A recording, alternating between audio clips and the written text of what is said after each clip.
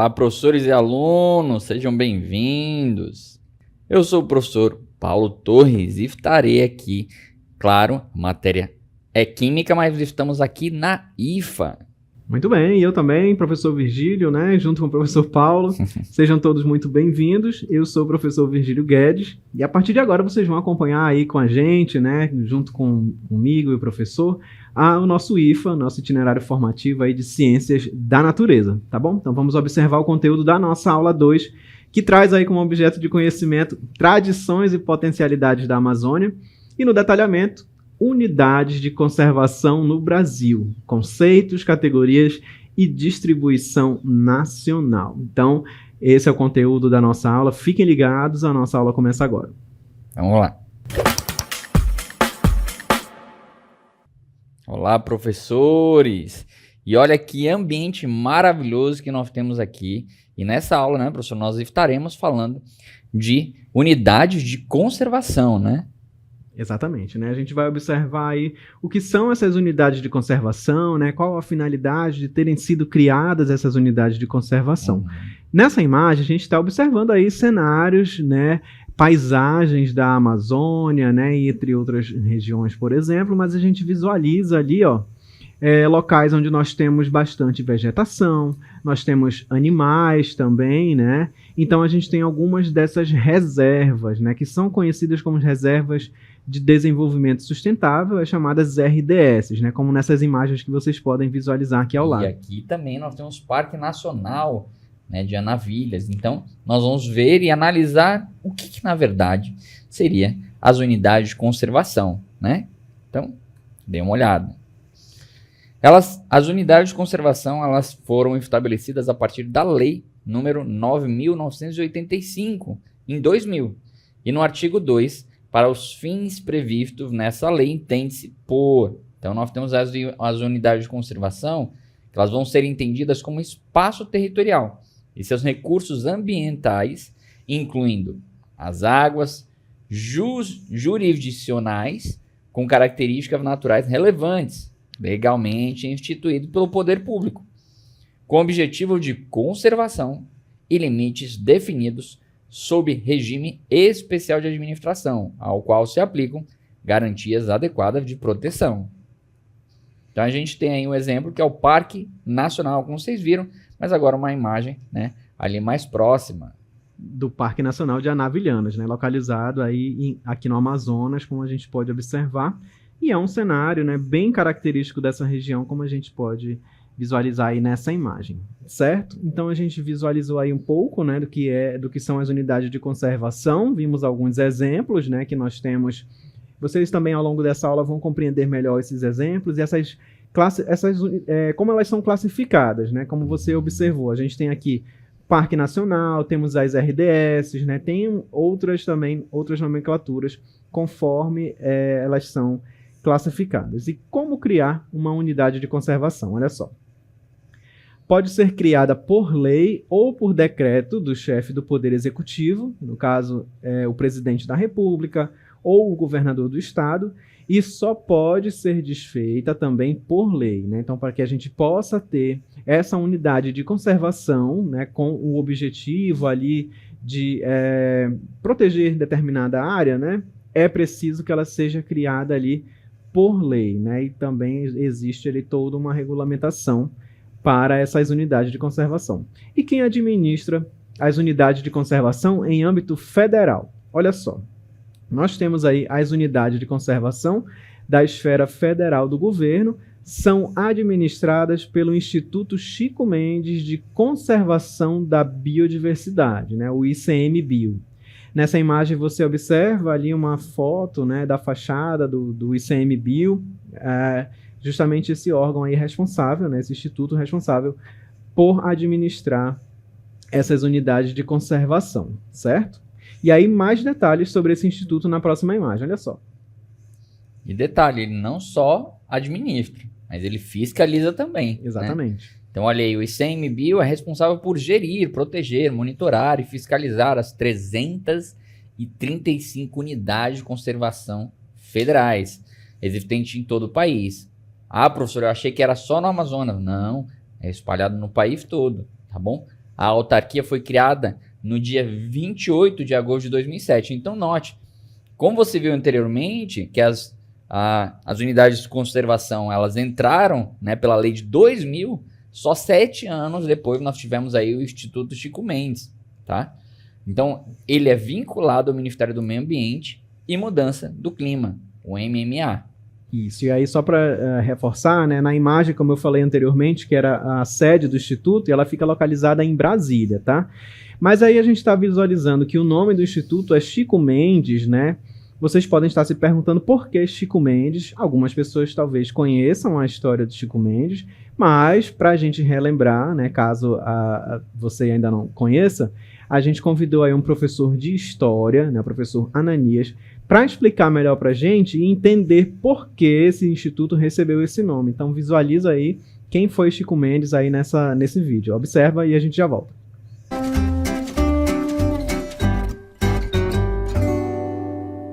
Olá, segunda série, professor Ananias Carvalho de História aqui com vocês e trago uma informação bacana que tenho certeza que vai agregar conhecimento de vocês. Falarei agora sobre uma figura emblemática e bastante importante na história recente do Brasil, que é justamente o seringueiro e ambientalista Chico Mendes. Mas para a gente falar de Chico Mendes, é interessante que a gente situar essa figura em um contexto amazônico e um contexto histórico amazônico. Chico Mendes era seringueiro. Início do século XX, final do século XIX, houve o primeiro boom da borracha. A borracha, o látex da borracha, era muito precioso e utilizado na indústria que estava nascente nesse momento. Levas e levas de imigrantes, principalmente nordestinos, vieram para a região para trabalhar na extração do látex da borracha. Em um segundo momento, um momento de guerra, da Segunda Guerra Mundial, houve outro boom da borracha. 1942 a 1945 foi a época dos chamados soldados da borracha, onde mais uma vez o governo incentivou a vinda de imigrantes nordestinos para a região, justamente para trabalhar na extração do látex. Mas é interessante frisar para vocês que, muito embora o governo incentivasse a vinda dessas pessoas para a região para trabalhar como seringueiro, nada mais foi feito para suprir essa demanda e muitas vezes eles acabavam sendo aprisionados nos chamados sistemas de aviamento e de endividamento da região. Chico Mendes foi um caso desse. Filho de pessoas que vieram de imigrantes nordestinos, Chico Mendes também trabalhava na extração do látex, também era seringueiro, mas também desenvolveu uma atividade de luta ambiental, principalmente contra grandes proprietários rurais da região do Acre. Por conta de sua atuação, Chico Mendes acabou sendo assassinado no dia 22 de dezembro de 1988. Mas a sua atuação, a sua luta não foram em vão. Muitos institutos surgiram a partir de sua luta e os olhos do mundo, galera, acabaram vindo para a Amazônia e para a causa ambiental. Hoje a gente tem o Instituto Chico Mendes, que é justamente uma organização responsável ali por lutar pelas causas ambientais na nossa Amazônia.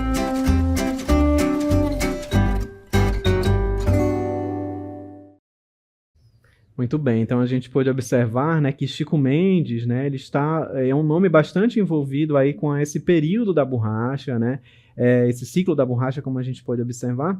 Também foi imigrante ali de nordestinos, filho de imigrantes nordestinos, que veio justamente nesse período para trabalhar ali com a extração do látex, né, da borracha na Amazônia, como a gente pôde observar. E também é um nome forte, né, nessa luta ali pela causa desses imigrantes, né, e também que eles passaram um período sendo explorados ali, né, como a gente pôde observar, inclusive em outras aulas também já comentamos, né? Inclusive, algumas vezes a gente acha que não teria efeito, né, a nossa luta. Então, Chico Mendes aí é um exemplo, né, que mesmo você, dependente de onde você esteja assistindo essa aula, né, é importante defender o meio ambiente, né? Nós estamos falando de unidades de conservação, né, onde não só tem a proteção, mas o uso sustentável.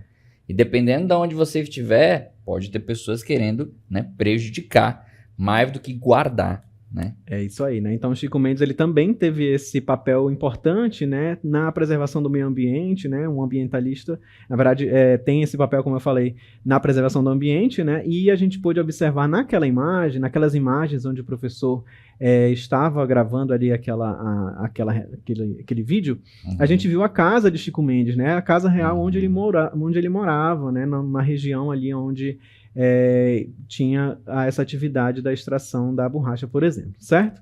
Então a gente pode compreender um pouco melhor, né, por que esse instituto recebe o nome Chico Mendes, né, porque é um nome de uma pessoa relacionada ali com essa causa ambiental, também importante nesse período da extração ali da borracha na Amazônia, como a gente pôde observar, certo? Então para a gente compreender um pouco melhor e poder associar ali ao conteúdo que a gente vem estudando, tá bom? Então, a gente está falando aí nessa aula sobre as unidades de conservação, né? E, anteriormente, nós falamos que elas podem ser classificadas em tipos diferentes, certo? Para a gente entender um pouco melhor, a gente vai observar agora nas nossas próximas imagens quais são esses tipos de unidades de conservação. Exatamente. Aí nós temos, né, que o SNUC, né, agrupa essas unidades de conservação em 2 grupos de acordo com seus objetivos de manejo e tipo de uso, tá? Ou seja, eles vão conservar, mas de que forma? Então nós temos aí a área de proteção ambiental da Conceição da Barra no Espírito Santo, tá? É um exemplo que a gente tem, claro, não é no estado do Amazonas, mas é uma imagem que também representa a unidade de conservação e tem 2 objetivos ali. A proteção integral, então aquele lugar ali de forma integral, ele é preservado, tá?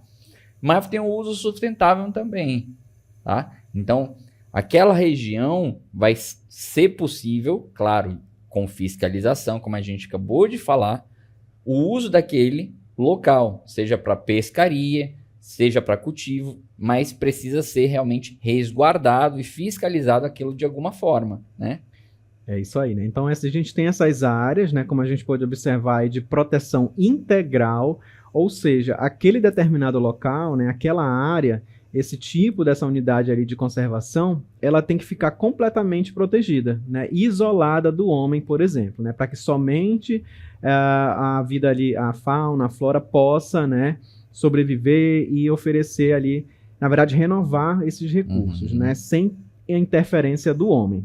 No outro exemplo que nós temos do uso sustentável, a gente já tem ali as comunidades, né, o homem interferindo naquele ambiente, só que de uma forma sustentável. Ele pode utilizar usufruir, né, esse recurso, né, que a natureza oferece, exatamente, mas respeitando o período que a natureza vai levar para renovar, né, para repor esse recurso e também plantando novamente, né, novas espécies de árvores, por exemplo, para que possa contribuir de uma certa forma para esse uso sustentável, certo?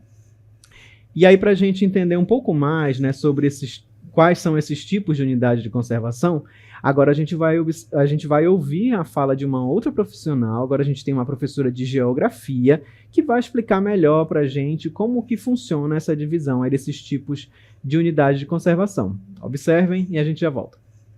Olá, queridos alunos! Eu sou a professora Juliana do componente de Geografia e vou trazer para vocês algumas dicas quanto à unidade de conservação e seus grupos, para que vocês consigam diferenciá-los. E eu trago para vocês, então, a informação que a unidade de conservação, ela é uma área de grande relevância natural. Então, ali vai se visar a conservação, a preservação dos seus recursos naturais e vai estar para aquela área também estabelecida regras e normas para sua utilização. Então, nós temos 2 grupos quanto às unidades de conservação, que é a de uso sustentável e a de proteção integral. A de proteção integral, como diz o nome, o objetivo é conservar, preservar a natureza e vai se fazer o uso indireto daqueles recursos naturais. Então, pesquisas, uma visita, nada de recolher ou extrair aquele material. A gente vai ter 5 categorias de proteção integral. A primeira é a estação ecológica, que é uma área destinada exclusivamente para a preservação da natureza.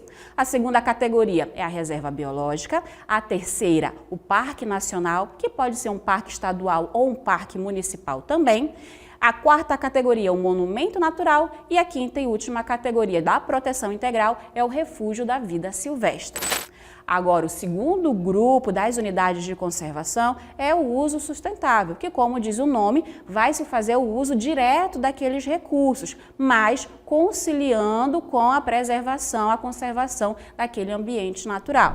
A gente vai ter 7 categorias. A primeira é a área de proteção ambiental, que além de proteger e conservar a diversidade biológica, vai ordenar o processo de ocupação humana e assegurar a sustentabilidade do uso dos recursos naturais.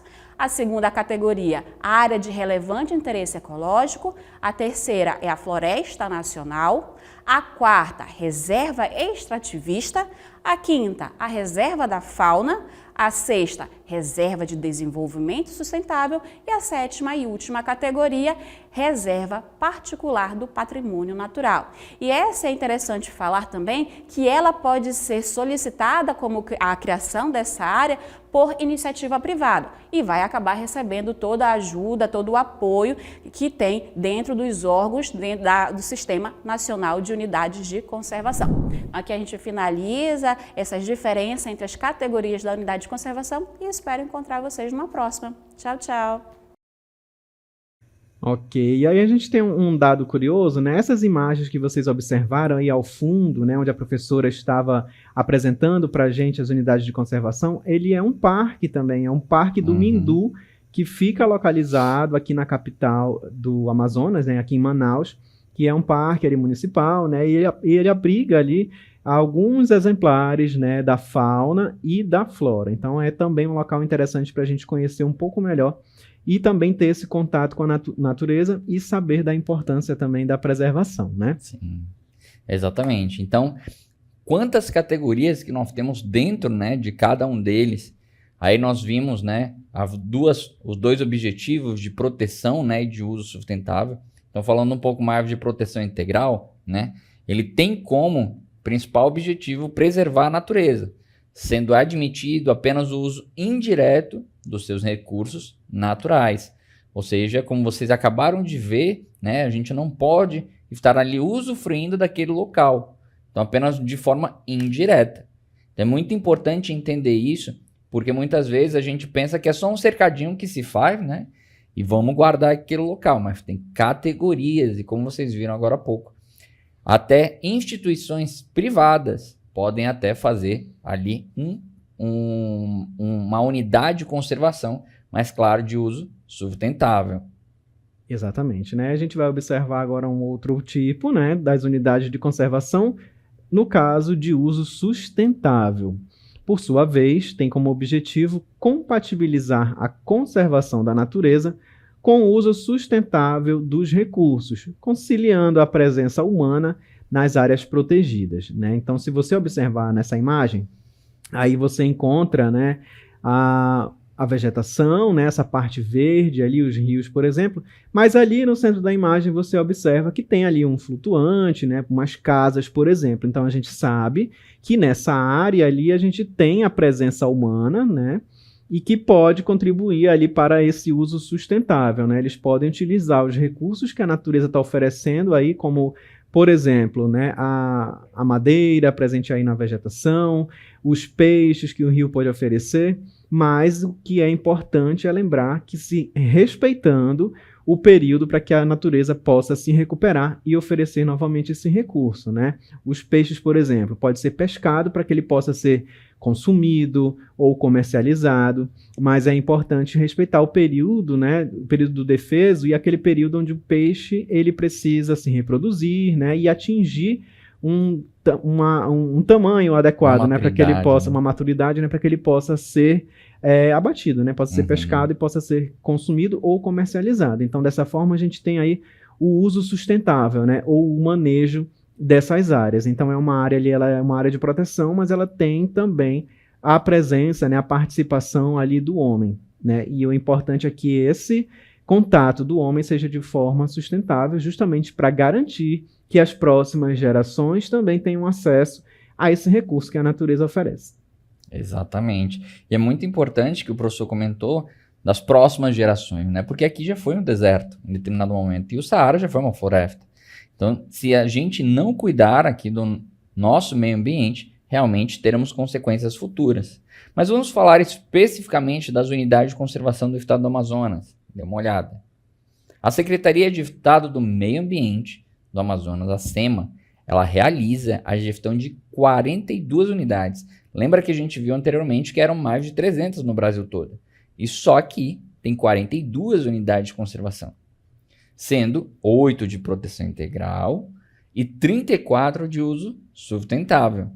Totalizando, olha esse dado, gente, 18 milhões de hectares, né, de floresta legalmente protegidos. E aí vai representar, né, do território como um todo, 12% da área do estado. Então é muita coisa realmente para a gente conservar ali. O Amazonas possui 97% da sua cobertura vegetal inteiramente preservada. E a SEMA, que é a Secretaria de Estado do Meio Ambiente, ela atua com ações constantes para assegurar a preservação e impedir o desmatamento.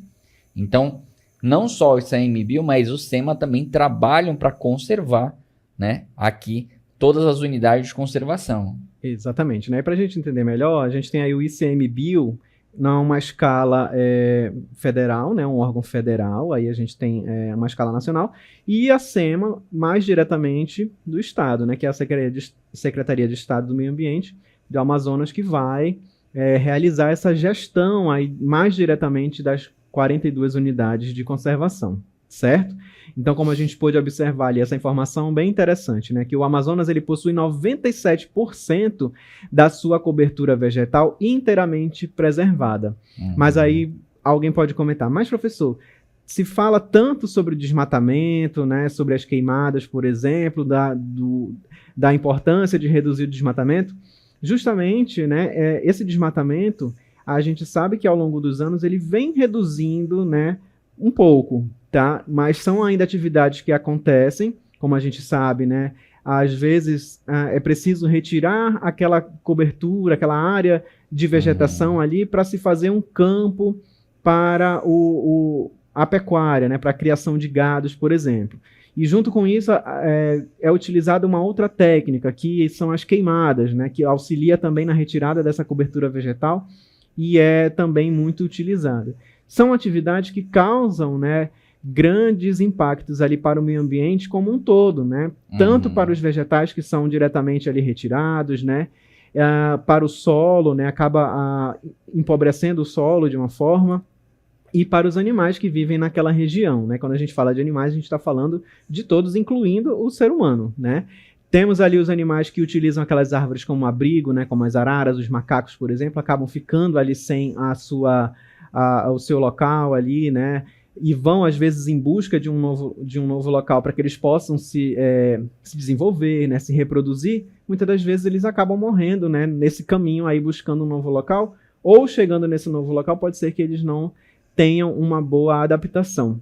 É o que acontece, por exemplo, quando a gente está na cidade e a gente vê surgindo ali em uma área urbana, né? Iguanas, araras, né? Jacarés, por exemplo, ali nos igarapés, justamente porque as áreas onde eles viviam antes foram desmatadas, né? Ou queimadas, né? Então, embora esse desmatamento, esses dados, a gente saiba que ele vem reduzindo, é sempre importante combater, né? E tentar diminuir essas atividades, né? Para que a gente possa ter ali um meio ambiente mais preservado, como a gente vem observando ao longo do tempo, né? Como nas informações que a gente observou também nas nossas aulas, né? Exatamente.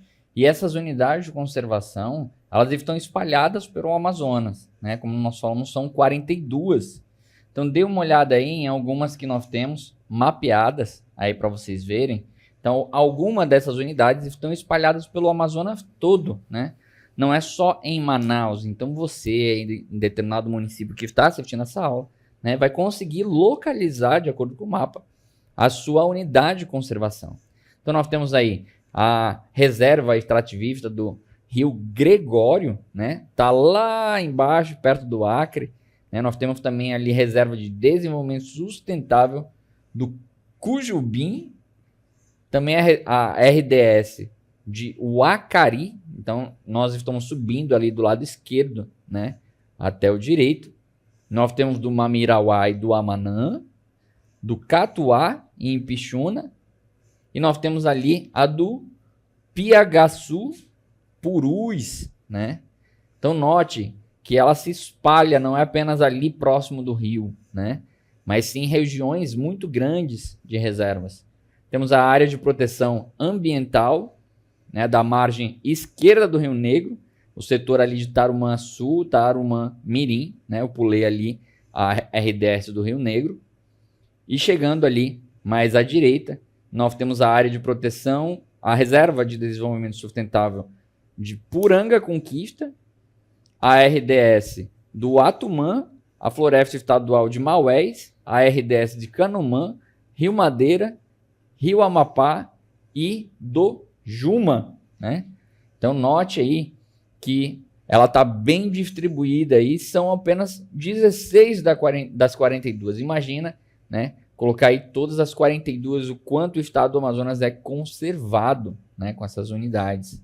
Exatamente, né? E vale lembrar que a gente está dando um destaque ali para as unidades de conservação no Amazonas, né? Mas no Brasil inteiro a gente vai ter ali outras, né, também, que são acompanhadas pelo Instituto Chico Mendes, né, pelo ICMBio. Então a gente observa ali algumas bem conhecidas na região, né, como por exemplo a Reserva Mamirauá, a RDS no Rio Negro, e a do Atumã, né? Tem ali a da Juma também é bem conhecida. Exatamente, né? Então a gente tem ali as comunidades que vivem nessas áreas e que contribuem ali de uma certa forma para o desenvolvimento sustentável, né? Daí o nome, Reserva de Desenvolvimento Sustentável, contribuem para o desenvolvimento dessas unidades de conservação, ok? Uhum. E olha só, essas áreas, né, como a gente sabe, o Amazonas ele é muito procurado ali também pelo turismo, né? Porque são paisagens muito bonitas, né? A gente tem rios ali que são navegáveis, né? São passeios. Então tem muitas pessoas que têm interesse em conhecer essa região, né? E é importante saber, né, se aquela determinada região, aquela unidade de conservação, ela pode receber ou não as atividades turísticas, né? E para a gente compreender melhor, a gente tem aí mais informações sobre o turismo na RDS, né, que é uma Reserva de Desenvolvimento Sustentável, o Atumã. Olha só. Como nós falamos anteriormente, né, as RDS também têm pescas esportivas. Então aí a pesca esportiva é considerada um dos maiores atrativos turísticos ali da RDS do Atumã. E como eu falei também, o da Juma nós também temos ali bastante, tá? Que possui um grande estoque aí na reserva do Atumã, um grande estoque pesqueiro de tucunarés, né? Uma das espécies mais cobiçadas pelos pescadores esportivos, mas como é uma reserva, né? Esses peixes depois são devolvidos, né, ao rio. E vem muitas pessoas de fora, né? Os pescadores ali de outras regiões do Brasil, por exemplo, para fazer a pesca, né, do tucunaré, que além de tudo é um peixe muito bonito, né? Tem uma coloração bonita, tem uma característica que ele tem como se fosse um olho, né, na sua cauda ali, que é bem comum, né, bem característico dessa região. E nesse local, aí na RDS do Atumã, né, a gente encontra, né, com bastante quantidade ali o tucunaré, que tem até a festa do tucunaré nessas regiões, né, justamente por causa dessa quantidade. Certo? Já me dá fome, já.